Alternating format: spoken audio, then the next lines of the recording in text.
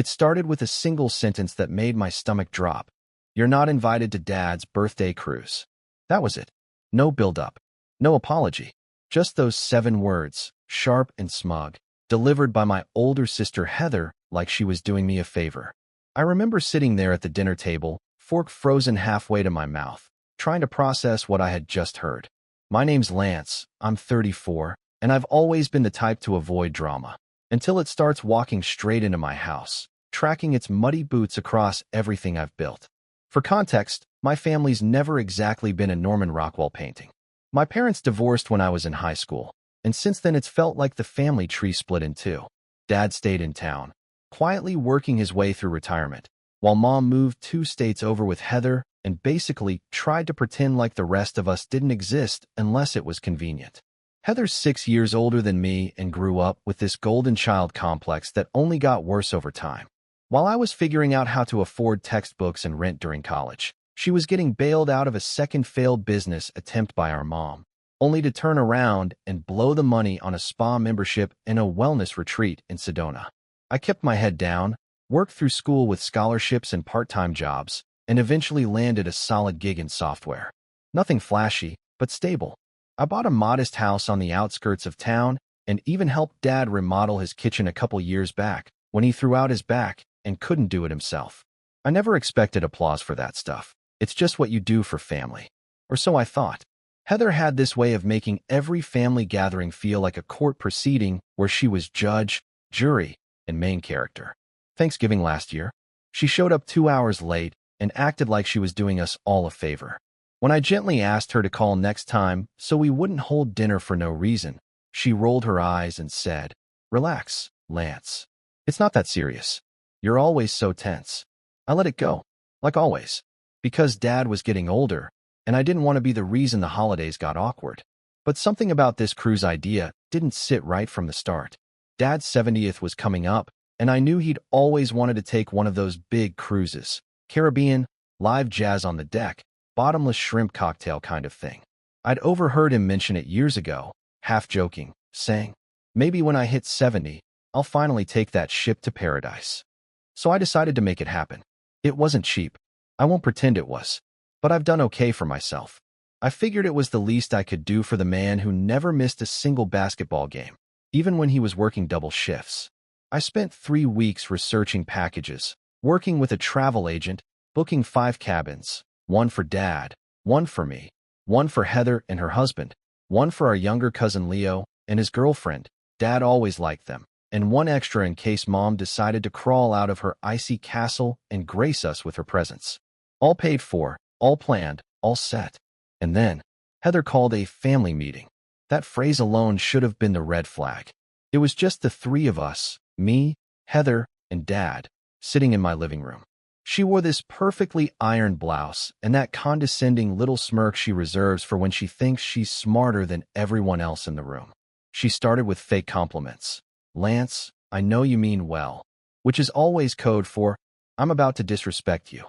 Then she said she'd been thinking it over and felt that it would be better for Dad if it were a more intimate trip, just her, her husband, and Dad. Apparently, my presence would disrupt the vibe of the trip. I blinked. "What vibe?" I asked, trying to keep my voice even. "It's a cruise, not a yoga retreat." She crossed her arms. "You just have a way of making things uncomfortable. You're always watching, judging, acting like you're above everyone." I laughed, out loud. I couldn't help it. "You mean I don't let you walk all over me like a doormat?" Dad looked awkward, rubbing his forehead like this whole thing was giving him a headache. "Come on, kids. Can't we just all go and enjoy ourselves?" But Heather wasn't done. "This is about what's best for Dad. And honestly, you don't even really talk to Mom anymore, so it's not like the family's whole. It makes more sense for you to sit this one out." I felt something cold settle in my chest. "You do realize I booked and paid for this cruise, right?" She shrugged. "You can still give it to us. It's Dad's trip, not yours." There it was. The entitlement. Like I owed her my money, my effort, my time. Like she was doing me a favor by letting me step aside gracefully. I turned to Dad, half expecting him to say something. Anything, to push back. But he just gave this weak little sigh and muttered, "I don't want any drama, son. Maybe it's just easier this way." Easier. Right. That was the moment something in me shifted. It wasn't rage, not yet. It was disappointment. Deep, aching disappointment. I'd spent weeks planning this. Spent thousands of dollars. And here was my sister, rewriting the narrative to make me the problem. Again. And everyone just nodded along. I didn't argue. I didn't yell. I just stood up, went to the kitchen, and poured myself a glass of water. My hand was shaking. My thoughts were running laps in my head, each one louder than the last. I looked back at Heather, still smug in her seat, already talking about itinerary changes and excursions. Dad just looked tired, resigned. And in that moment, I made a decision. I wasn't going to fight for a seat on a ship I paid for. I wasn't going to beg for inclusion from people who saw me as a convenience or a credit card. If they wanted a cruise without me, they'd get exactly what they asked for. Only, it wouldn't be quite the dream trip they imagined. But I didn't say that out loud. Not yet.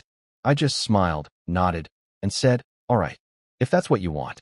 It's wild how fast someone can switch from passive-aggressive to openly aggressive once they think you've rolled over. After that family meeting, I honestly thought I'd get a follow-up call. Maybe even a half-hearted apology from Dad once Heather was out of the room. Something like, you know she didn't mean it like that, or, I appreciate what you did, son, even if she doesn't. But nope. Days passed. Then a week. Silence. Instead, I got a group chat invite. The name of the group? Dad's Cruise, Itinerary and Plans. Heather added me, along with her husband, my cousin Leo, his girlfriend, and, most insultingly, Dad. Like I was some event planner who needed to be kept in the loop on the party I wasn't invited to. No context. No. Hey, sorry again for how that conversation went.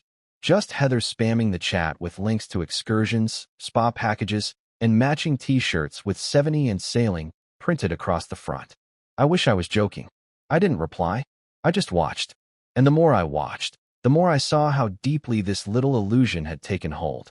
Heather acted like this was all her idea, dropping lines like, so glad we pulled this off for Dad. Or he's going to cry when he sees the surprise party on board. Never mind that the only reason this whole trip existed was because I'd built it from scratch. No mention of that. Not even a hint of acknowledgement. Leo DM'd me on the side the next day. Dude, what's going on? Why aren't you coming? I told him the truth. That Heather decided I was a bad vibe, and that I'd been uninvited. He was shocked, kept saying, that doesn't sound right, and offered to talk to her. I told him not to bother. I could see where this was heading, and I didn't want to be the guy begging for scraps of consideration from people who had already written me off. That should have been it. That should have been the breaking point, right? But no. The real gut punch came a few days later. It was a Sunday afternoon. I was finishing up meal prep for the week. Nothing fancy, just grilled chicken and roasted veggies, when my phone buzzed. It was a notification from Facebook. Heather had tagged me in a post. That immediately sent up red flags. Heather never tags me in anything. Not birthdays. Not holidays. Nothing. So I opened it with caution. It was a photo collage. Old pictures of Dad holding baby Heather, Heather and Dad at her graduation, Heather and Dad fishing when she was a teen, Heather at her wedding with Dad walking her down the aisle. Not one photo of me. The caption? So blessed to have grown up with the most incredible father. Can't wait to give him the birthday of his dreams next week. You deserve the world, Dad. Hashtag family first, hashtag grateful daughter, hashtag 70 and sailing. I just stood there in my kitchen, phone in hand, staring at that screen like I'd been slapped. The comments poured in. Friends and distant relatives congratulating her, calling her such a good daughter, saying things like, you're so thoughtful, Heather, and wish we had a daughter like you. And then I saw it. Buried among the comments, someone asked, wait, didn't Lance plan this? Heather replied, nope. I had the idea months ago. Lance offered to help, but he decided not to come. It's better this way. He's complicated. Complicated. That one word undid me. I didn't even realize I'd sat down on the floor until my cat came wandering over, nuzzling my knee. My ears were ringing. My head felt like it was full of static. I thought about all the times I'd bent over backwards to make things work, to keep the peace, to avoid turning into the bitter sibling who keeps score. But apparently, none of that mattered. I was complicated. And Dad, not a single like. Not a single comment. Not even a text to check in. I didn't sleep that night. My brain just kept replaying the last few months. Heather slowly rewriting the narrative. Dad quietly letting it happen. And me, just watching. watching while they cut me out and patted themselves on the back for it. Monday morning, I woke up with the same thought echoing in my mind. Pull it all. I'd been dragging my feet on the cancellations, partly because I wasn't ready to believe they'd go through with this, and partly because a small, stupid part of me thought they'd come to their senses. But that part of me was gone now, dead and buried beneath Heather's #narcissism. I logged into the cruise line portal. All 5 cabins still untouched. Fully refundable until Wednesday. All under my name. I clicked cancel reservation on each one, watching as the itinerary fell apart piece by piece. Then I called the travel agent and asked her to forward me the final refund confirmation. She sounded surprised, said, "I thought this was for your father's birthday?" "Yeah," I said, "but turns out I'm not invited." She was quiet for a beat before replying, "I'll process it right away." Done. But the real breaking point wasn't the cancellations. It was what came after. That Wednesday, I stopped by Dad's house to drop off a new cordless drill I'd picked up for him. He mentioned a while back that his old one was sputtering, and I figured, despite everything, maybe this could be a gesture, a peace offering, or maybe I just wanted to look him in the eye. He opened the door with his usual tired smile, stepping aside to let me in. The living room was cluttered with folded laundry and mail. Cruise brochures were stacked on the coffee table, a yellow highlighter mark circling one of the ports in Cozumel. I handed him the drill in a gift bag. "Just thought you could use a better one." He smiled, genuine this time. "Thanks, son. That's thoughtful." We sat down for a bit, talking about nothing, sports, the weather, local construction drama. Then, after a long silence, I said, "Saw Heather's post." He looked away. "Yeah, she went a little overboard." "Overboard?" I repeated, raising an eyebrow. "You know it's not true, right? That she planned this? That I just decided not to come?" He didn't answer, just kept picking at the seam on his jeans. Finally, he said, "She's just excited. You know how she is." "Yeah, I do." I stood up, grabbing my keys. "Well, I won't keep you. Just wanted to drop that off." He looked up. "Wait, you're still going on the trip, right? You'll be at the port on Saturday?" I stared at him. "You think I'm still paying for it?" His face changed then. A flicker of panic, like a kid realizing the toy he broke isn't going to fix itself. "Lance, come on. Don't make this ugly. Your sister's just trying to do something nice." Maybe she didn't say it right, but, "Stop," I said, holding up a hand. "This isn't about how she said it. It's about the fact that she meant it. She wanted me gone, and you let her." He didn't respond, just stared down at his hands. "They're not going anywhere," I added. "The cruise is canceled." I pulled the funding. His head snapped up. "You what?" "You heard me. Lance, you can't. People already took time off work. Heather's been planning." I laughed. A dry, bitter sound. "You mean I've been planning?" "I booked it. I paid for it. I even arranged the onboard birthday party you didn't know about." Silence. I stepped back toward the door. "Enjoy your Saturday. I'll be at home. Complicated people like me don't belong on dream trips, remember?" And with that, I left. By the time I got back to my car, my phone was already buzzing with notifications. Heather had just found out. And the meltdown. Oh, the meltdown was glorious. If you've ever had the ground pulled out from under you, you'll understand this part of the story. There's a strange silence that follows, the kind that doesn't feel peaceful, but heavy, like the world has gone on spinning, and somehow you're the only one standing still. That was me for the next few weeks. I wasn't angry. I wasn't crying. I wasn't even numb. I was just quiet. Like the crash had already happened, and now I was sifting through the rubble trying to figure out what, if anything, was still intact. Heather's meltdown was spectacular, of course. It started with a barrage of missed calls, 10 in the span of 2 hours. She left voicemails, some sweet, some borderline hysterical, all of them drenched in passive aggression. "Lance, we need to talk. This is really childish. Are you seriously doing this to Dad? I'm giving you one chance to fix this before everyone finds out what kind of person you really are." That last one made me laugh. One chance. Like I hadn't given her dozens over the years. Like I hadn't spent the last decade playing family therapist, accountant, emotional punching bag, all while she crafted this golden child image for the world to applaud. Then came the texts. Long paragraphs from her. Angry messages from her husband. Even a guilt-soaked one from Mom, whom I hadn't spoken to in almost 2 years, saying she was disappointed in my behavior. I almost texted back, "Glad to know you're alive, Mom." But I didn't, because none of it mattered. And Dad? Radio silence. That's what hurt the most.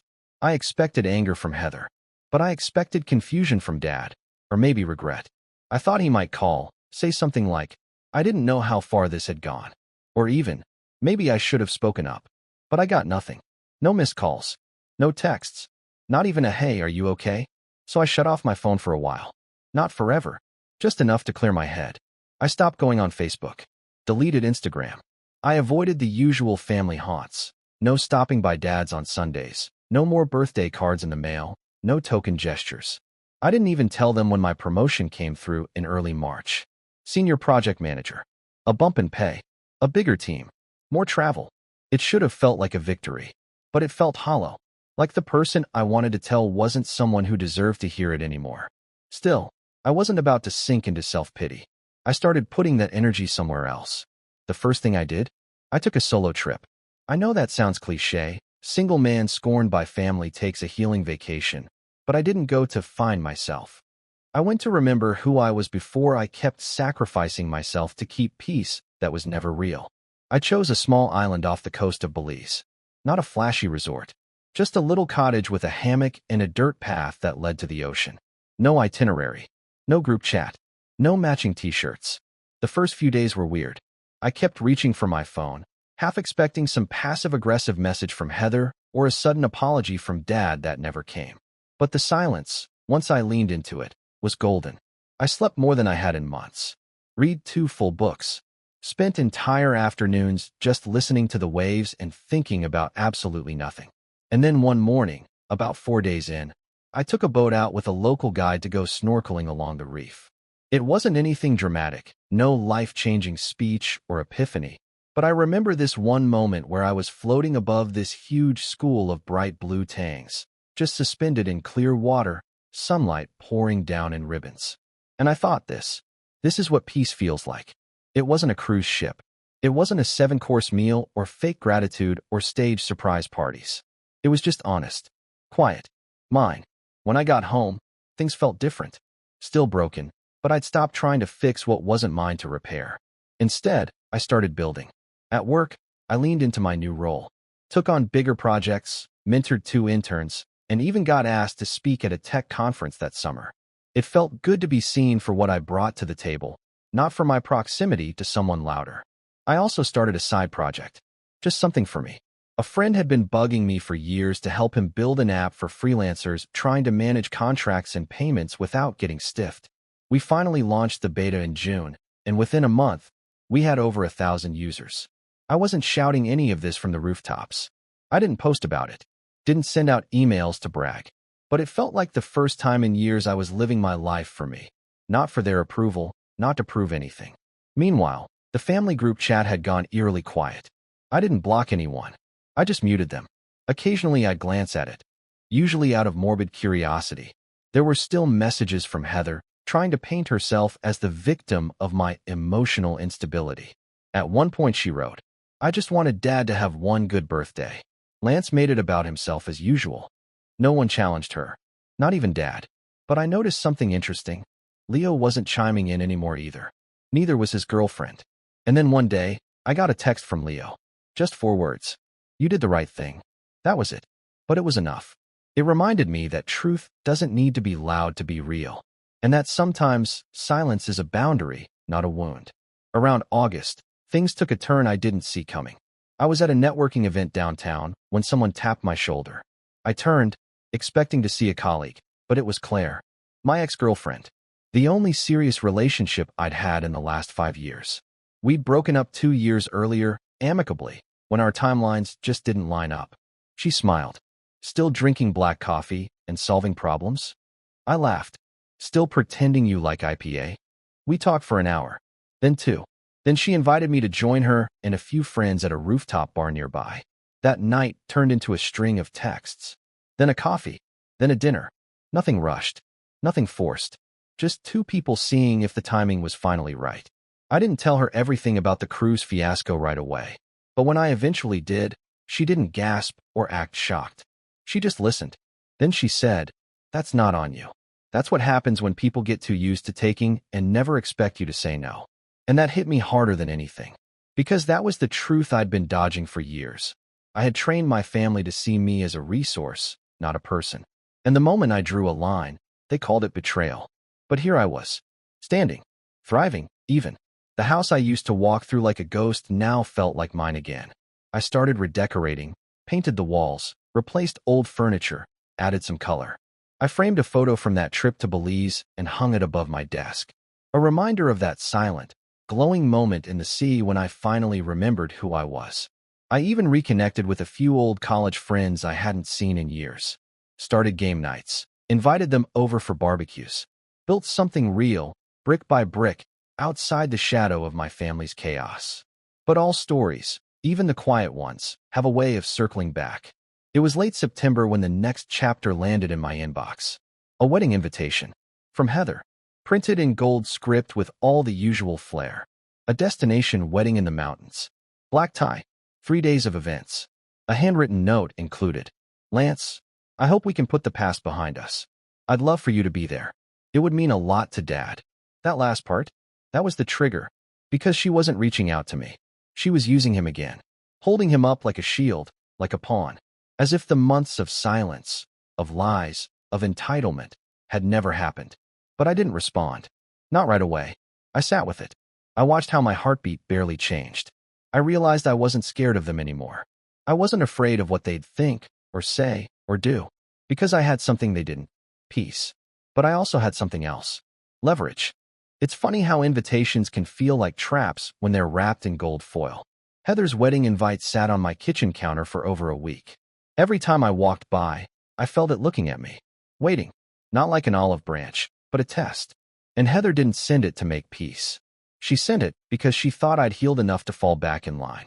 That I'd see the words, "It would mean a lot to Dad," and come crawling back for another round of guilt and manipulation. But I wasn't the same Lance she last saw. Not anymore. The last few months had stripped away everything I thought I needed to feel like part of a family, validation, tradition, approval, and left me with something much sturdier, clarity. Heather had made it clear how she saw me. Dad had made it clear whose side he was willing to stay quiet on. And now that I wasn't playing the role of family fixer, I had something I'd never had before. Time, energy, and absolutely nothing to lose. So I started planning. Not the petty kind of revenge. No pranks, no drunken wedding speeches, no dramatic public confrontations. That would have given them too much satisfaction, proof that I was still emotional, still complicated. No, this had to be surgical, strategic, and most of all, clean. The first piece of the puzzle came from a conversation I had with Leo, my cousin. We hadn't spoken much since his short, supportive text back during the cruise fiasco. But when the wedding invite went out, he texted again. "Guess you got the golden ticket too?" Still deciding what to do with it, I replied. "She's saying you begged to come." I blinked. "Come again." Said you apologized. Wanted to make things right. That you're finally learning to let go of the past. My fingers hovered over my screen. It shouldn't have surprised me.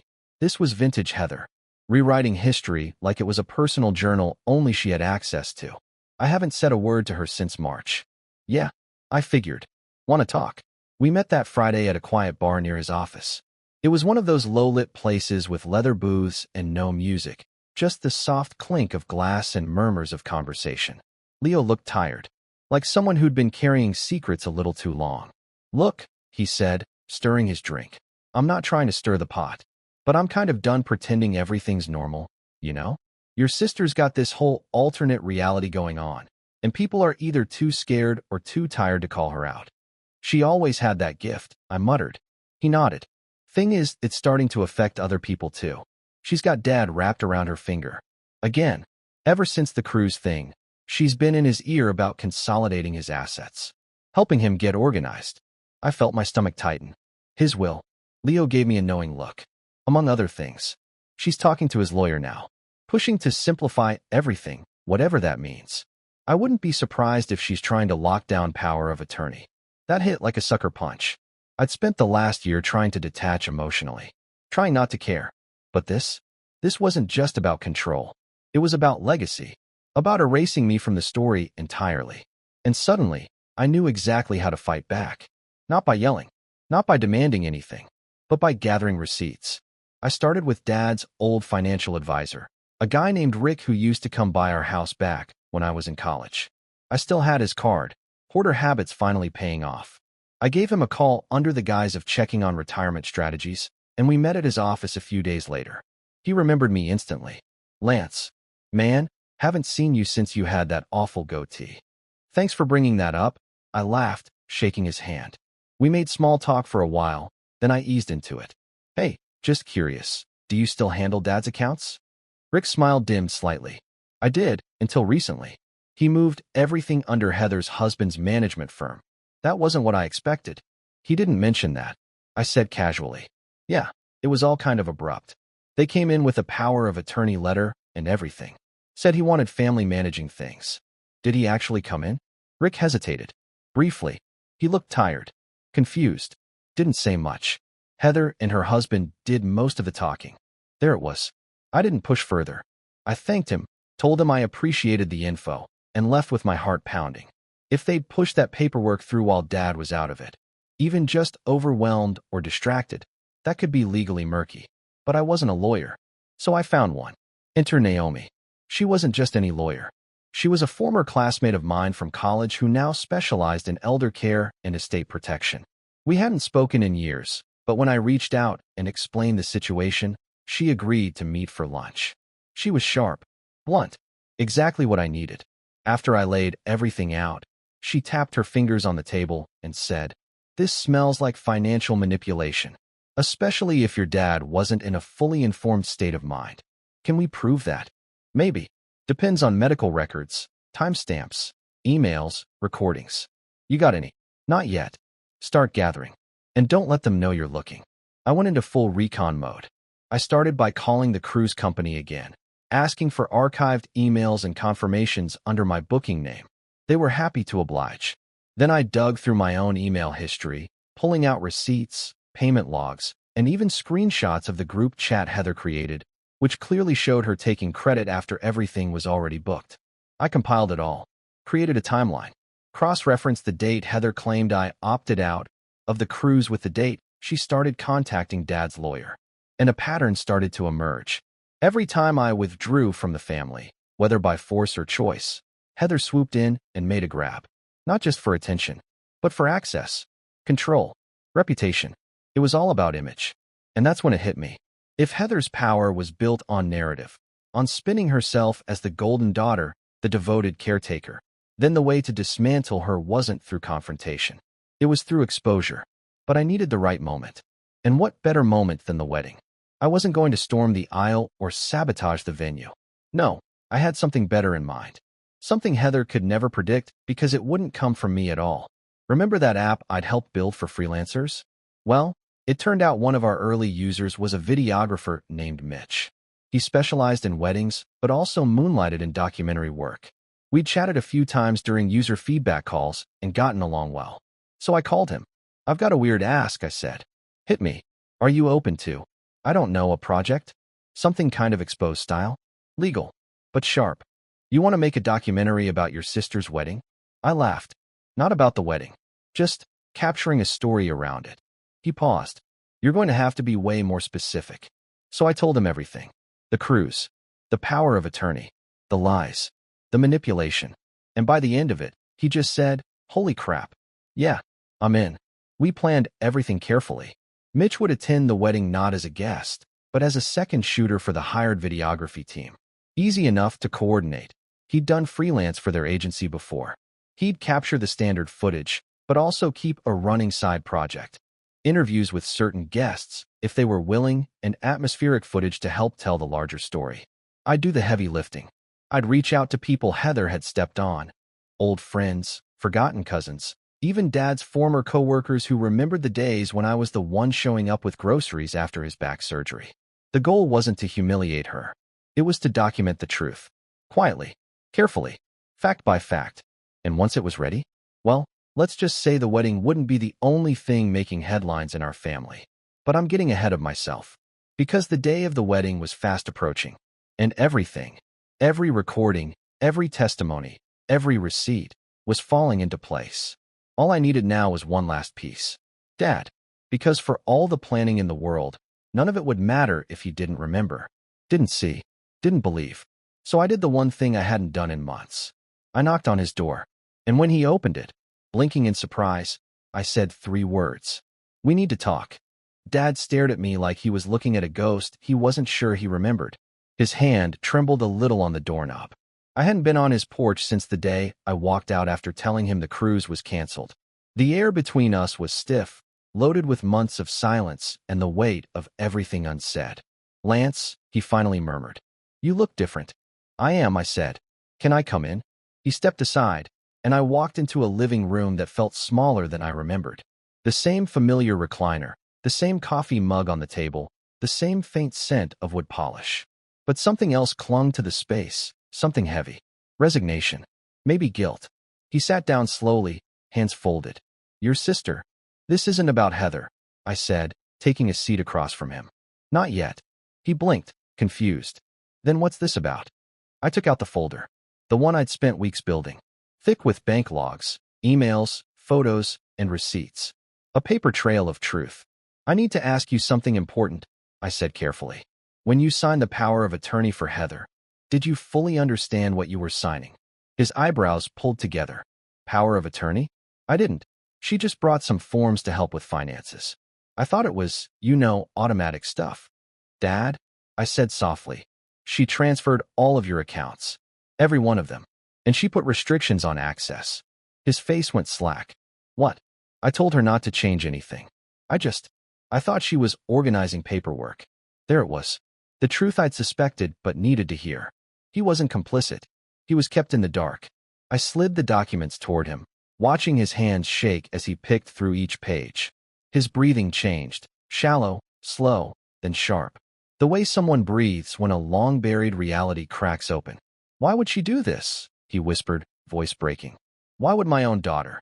Because she knew you trusted her, I said. And because she thought no one would challenge her. He looked up at me then, a mixture of shame and disbelief in his eyes. Son, I didn't know. I swear. I would never choose her over you like that. I just didn't want the fighting.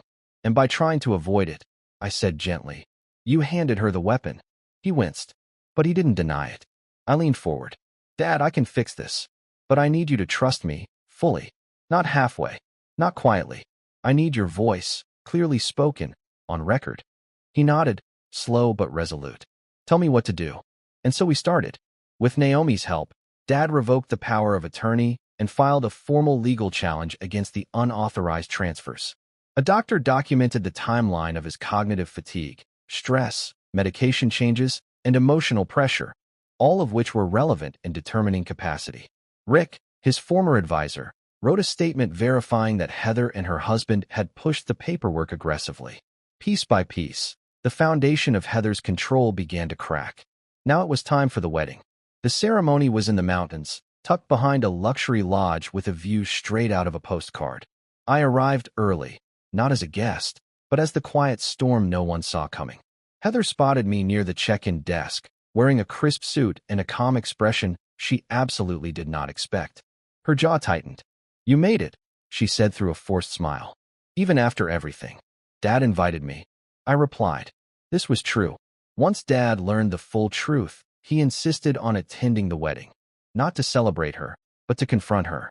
And when he asked me to come, not out of obligation but out of trust, I agreed. Her eyes narrowed. Well, just please don't start anything today. This is supposed to be a happy moment. Oh, I wouldn't dream of interrupting your day, I said. And I meant it. Someone else would. Mitch was already there, posing as a member of the videography team, his equipment blending in seamlessly. His real work would happen later, after the wedding, when we put all the interviews, documents, and footage together. But for now, he was capturing every small detail. How Heather barked orders at staff, how she snapped at her bridesmaids, how she micromanaged every angle of her own spotlight. The ceremony was lavish. Flowers everywhere. A string quartet. Guests fanning themselves with programs that probably cost more than my monthly utilities. Heather floated down the aisle like she owned the mountain itself. But beneath all of that was a current she didn't see, one that would sweep her entire kingdom away before the night was over. The real explosion happened during the reception. It started with the toasts. Her husband's best man gave a clumsy speech full of inside jokes no one understood. People clapped politely. Then a bridesmaid told an overly sentimental story about Heather overcoming adversity, which made Heather dab at her eyes with a napkin, soaking in the attention. Then Dad stood up. Heather's smile froze instantly. "Dad," she said under her breath, "I told you to let Mark close the speeches." Dad walked slowly to the microphone. He wasn't dressed in anything flashy, just a simple suit, clean-shaven, hair combed. But there was something different about him. He looked steady. He tapped the mic once. The room fell quiet. "I won't take much of your time," he began. "I only want to say a few words, not about the couple, but about family." Heather stiffened. Dad continued, voice strong and clear. "Family isn't built on perfection. It's not built on appearances. It's built on trust. And in the last year, I've learned the hard way what happens when trust is misplaced." A murmur rippled through the room. Heather stepped toward him. "Dad, stop. This isn't." He held up a hand. "You told me to sign forms I didn't understand. You moved my accounts without my consent. You cut your brother out of a trip he planned and paid for. And then you lied to cover your tracks." Silence. Pure, stunned silence. Heather's face drained of color. "That's not. Dad, you're confused. He's twisting things." "No," Dad said, voice unshakable. "For the first time in a long time. I'm not." He looked straight at me. "Lance, I'm sorry. For all of it." My throat tightened. I didn't move, but something inside me finally did. Dad turned back to the crowd. "And I won't stay silent anymore." I didn't realize how loud the room had gotten. Whispers, gasps, chairs scraping, until the wedding coordinator rushed over, trying desperately to calm the chaos. But the storm had already hit. Heather's husband stormed onto the stage. "Okay, that's enough. This is slander. It's documented," I said, stepping forward at last. "And it's already been filed. Financial manipulation, unauthorized asset transfers, coercion." Mitch, right on cue, lifted his camera, not dramatically, not aggressively. Just enough for Heather to realize this wasn't going away. Her eyes widened. "You recorded? Lance, what have you done?" "Nothing," I said calmly. "I just stopped letting you rewrite the truth." She stumbled backward, mouth opening and closing. Tears welled, but they weren't the soft ones from earlier. They were jagged, torrential, the kind that spill out when the mask finally cracks. Her husband grabbed her arm. "We need to fix this. Talk to the lawyer, call." "You might want to check who Dad's lawyer is now," I said. "It's not yours." The realization was instant. The fallout was immediate. Guests quietly excused themselves. Bridesmaids avoided eye contact. Her new in-laws whispered furiously in a corner. And Heather, golden child, family's son, queen of the pedestal, stood in the middle of her own reception like someone had pulled the ground right out from under her. We didn't stay for dessert. Dad walked out beside me, shoulders lighter than I'd seen in years. When we reached my car, he exhaled shakily. "She used me," he said, voice low. "She did," I replied. "But you woke up. That's what matters." He nodded. "Son, thank you." I didn't need the words, but I let him say them. Over the next months, everything collapsed for Heather. The power of attorney was officially revoked. The financial transfers were reversed. Her husband's firm came under review for ethical violations. And the documentary? We didn't publish it publicly. It wasn't about ruining her reputation forever. It was about the truth. But we did send it to every family member she'd lied to. Once they saw the real story, undeniable, chronological, documented, every pedestal she'd built crumbled. Calls stopped. Invitations stopped. Her audience disappeared. For the first time in her life, Heather was left standing alone. As for me, I gained something I never expected. Real, quiet freedom. On a warm afternoon a year later, Dad and I took a fishing trip, the kind we hadn't shared since I was a kid. The lake was calm, the birds loud, and the sun warm on my shoulders. Dad cast his line and said, almost shyly, "You think things will ever feel normal again?" I thought about it. Everything we'd lived through. Everything we'd rebuilt. And I smiled. "This is normal," I said. "This is enough." He nodded, and the water rippled softly between us. And that's how it ended. Not with shouting, not with triumph, not with applause, but with the simple, steady truth that finally belonged to me. Sometimes the strongest revenge is becoming someone they can no longer control and someone they can no longer reach.